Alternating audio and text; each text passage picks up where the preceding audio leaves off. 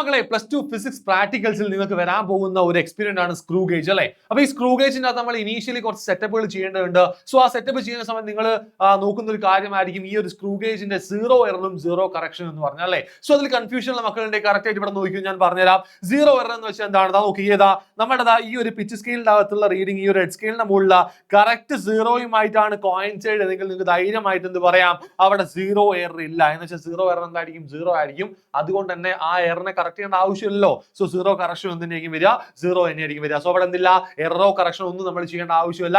Correct ആണ്, perfect ആണ് നമ്മൾ ഇൻസ്ട്രുമെന്റ്. ഓക്കെ, ഇനി അല്ല നമ്മുടെ ആ ഒരു 0 എന്ന് പറഞ്ഞ വാല്യൂ നമ്മുടെ താഴേക്കുള്ള വാല്യൂ ആയിട്ട് അല്ലെങ്കിൽ നമ്മുടെ 0ന്റെ മുകളിലുള്ള വാല്യൂമായിട്ടാണ് കോയിൻസൈഡ് ചെയ്യുന്നതെങ്കിൽ, 0ന്റെ മുകളിലുള്ള വാല്യൂമായിട്ടാണ് കോയിൻസൈഡ് ചെയ്യുന്നതെങ്കിൽ നമുക്ക് എന്ത് പറയാം, അവിടെ പോസിറ്റീവ് 0 എറർ ആയിരിക്കും ഉണ്ടാവുക. എന്താണ് പോസിറ്റീവ് 0 എന്ന് വെച്ചാൽ ഇവിടെ ഉള്ളത് എത്രയാണ്, +5 ആണുള്ളത് അല്ലെ. സോ ഇവിടെ നമുക്ക് തന്ന എത്രയാണ്, +5 ആയിരിക്കും 0 എറർ. സോ ആ +5നെ കറക്റ്റ് ചെയ്യാൻ നമ്മൾ എന്ത് ചെയ്യണം, നമ്മുടെ റിസൾട്ടിനകത്ത് എന്ത് ചെയ്യണം, നമ്മൾ -5 ചെയ്യണം. സോ അവിടെ എന്താ വരിക, -0 കറക്ഷൻ ആയിരിക്കും നിങ്ങൾ അവിടെ കൊടുക്കേണ്ടി വരിക. റെഡി അല്ലേ?